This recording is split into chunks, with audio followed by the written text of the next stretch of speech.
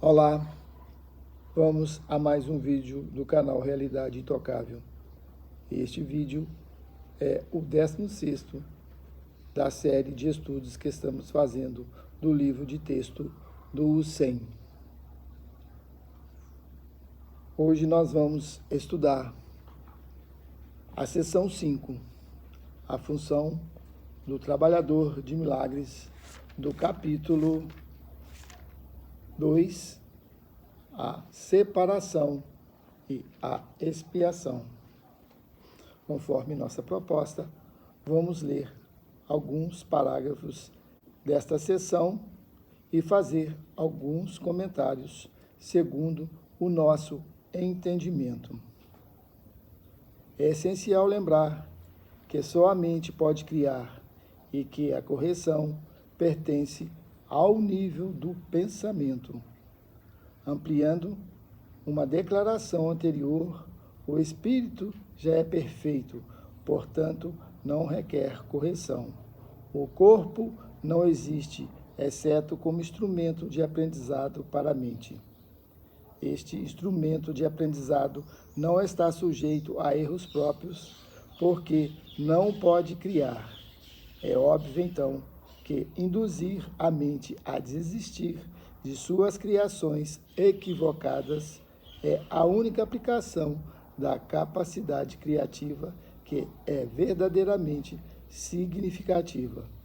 Então, o erro está na mente e só na mente é possível a sua correção.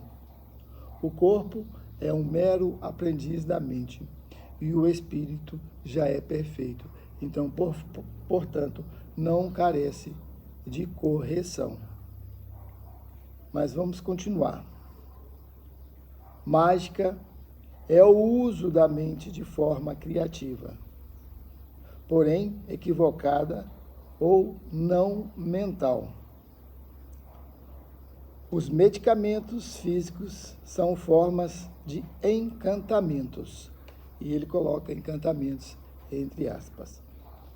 Alguém já chegou a pensar ou admitir que medicamentos é uma forma de encantamento? Isso não passa por nossa concepção e conceito. Nós sequer chegamos a pensar desta forma, como ele aqui está admitindo. E ele também trata da mágica, que é uma forma equivocada da mente. E ao tratar de medicamentos, ele faz essa ligação entre mágica e remédios. Mas vamos aprofundar sobre esse assunto.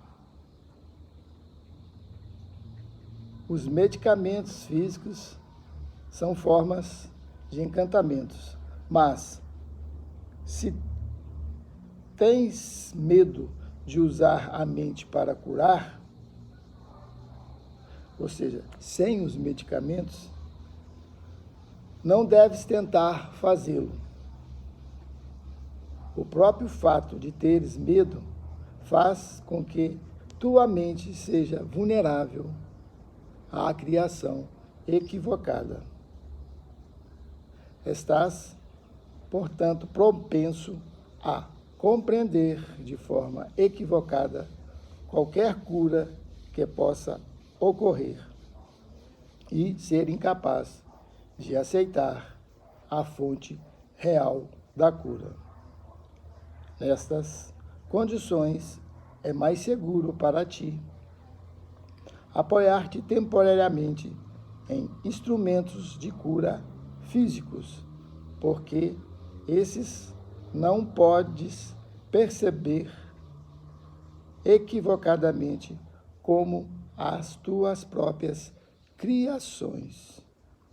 Então, quando a mente está em estado de medo ou egocentrismo, que é a mesma coisa, a mente perde o seu poder de cura. Como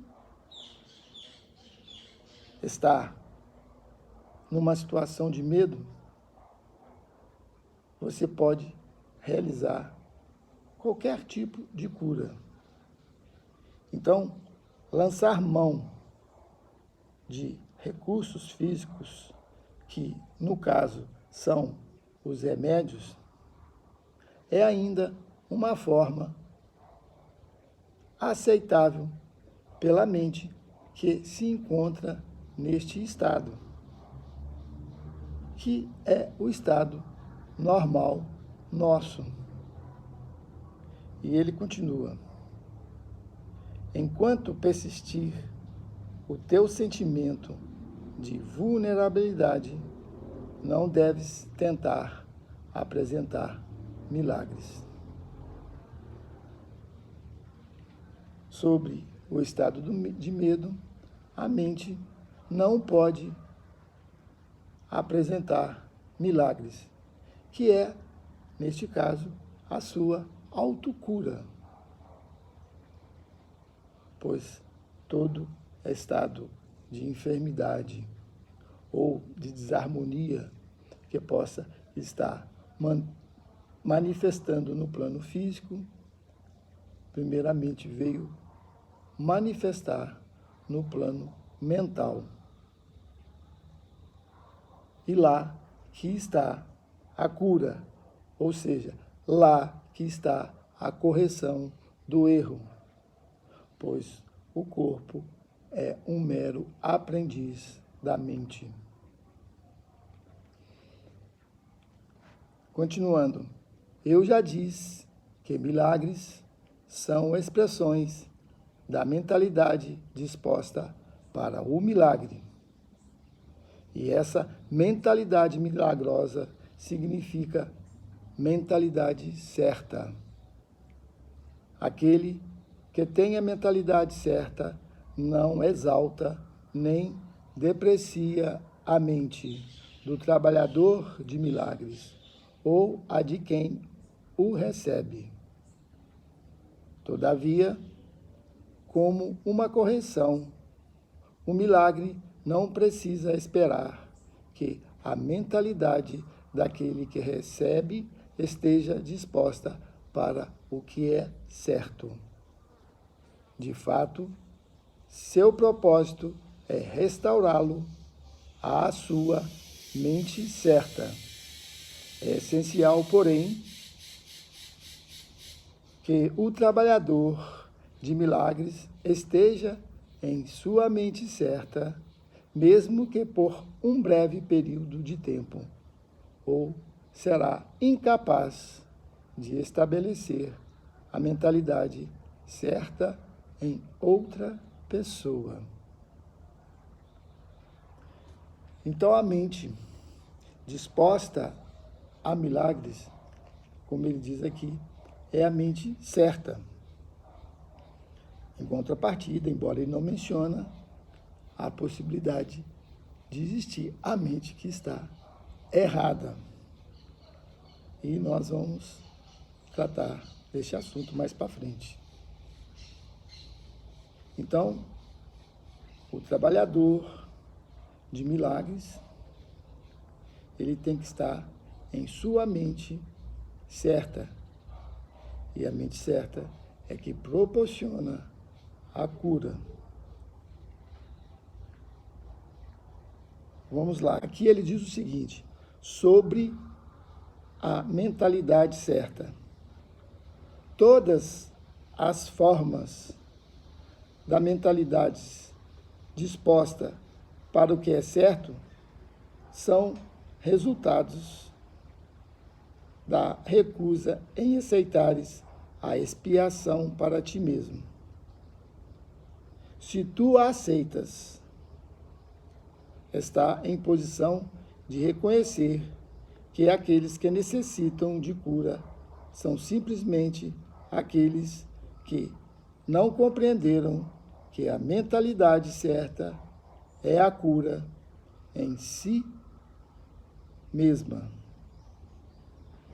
Então, ao aceitar a mentalidade certa, você está aceitando a cura da mente.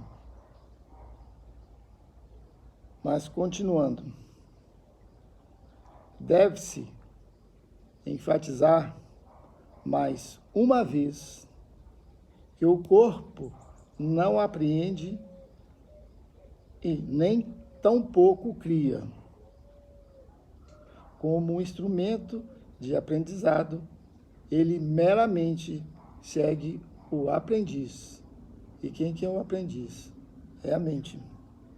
Mas, se é falsamente dotado de iniciativa própria, vem a ser uma séria obstrução ao próprio aprendizado, que deveria facilitar.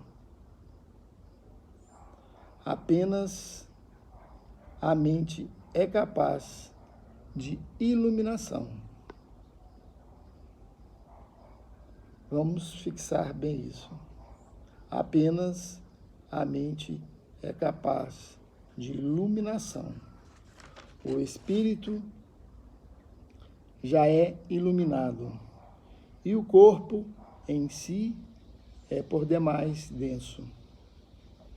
A mente, porém, pode trazer sua iluminação ao corpo, reconhecendo que ele não é o aprendiz e, portanto, não pode ser levado ao aprendizado. Contudo, o corpo é facilmente levado a se alinhar com a mente que aprendeu ver além dele em direção à luz. Então, vamos fazer algum comentário sobre este parágrafo. Apenas a mente é capaz de iluminação. Quando a mente volta para essa correção, porque é só na mente que pode estar o erro, que ela volta para a luz do Espírito, é que ela pode ser corrigida. Até então, a mente vive a sua própria vamos dizer assim, confusão. Seu próprio caos. A sua própria desordem. Que é nosso mental agitado em pensamentos que não têm fim, que sucedem um atrás do outro, sem nenhuma conexão entre eles. Isso, embora ele não diga, é a mente errada, é a mente voltada para os objetos físicos, para este mundo, que é a mente cooptada pelo individualismo, pela crença no corpo como aprendiz. Por isso que ele diz aqui que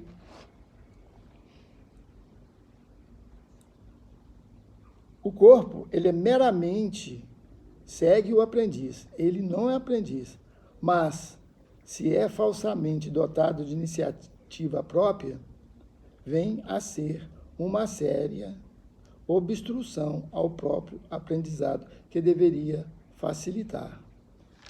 Então, como nós colocamos muita atenção no corpo, ele começa a tornar-se um obstáculo ao aprendizado. Tanto é que nós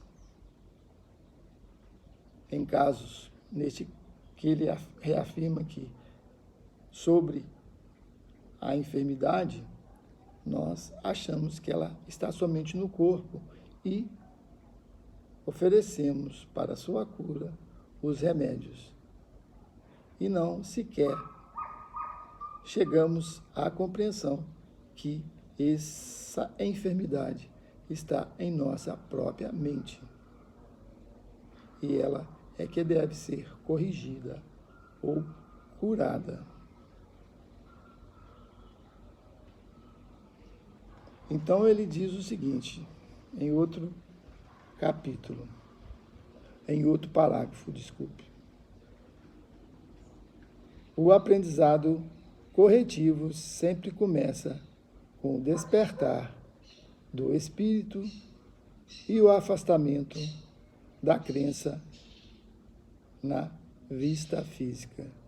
Isso frequentemente acarreta medo, porque tens medo do que a tua vista espiritual vai te mostrar. Então, o que quer dizer isso? A mente começa a deixar de acreditar no plano físico. É o afastamento da crença na vista física.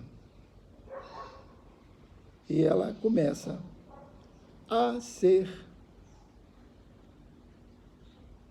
absorvida,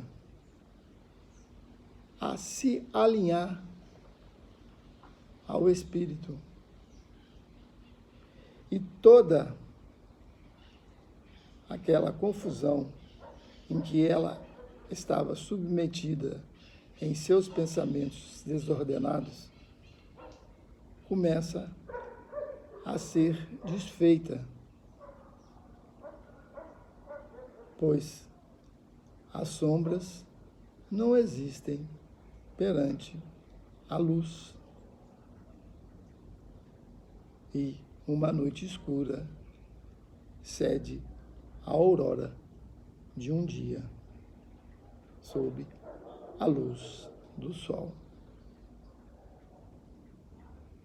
E aí, há a possibilidade da mente ser curada.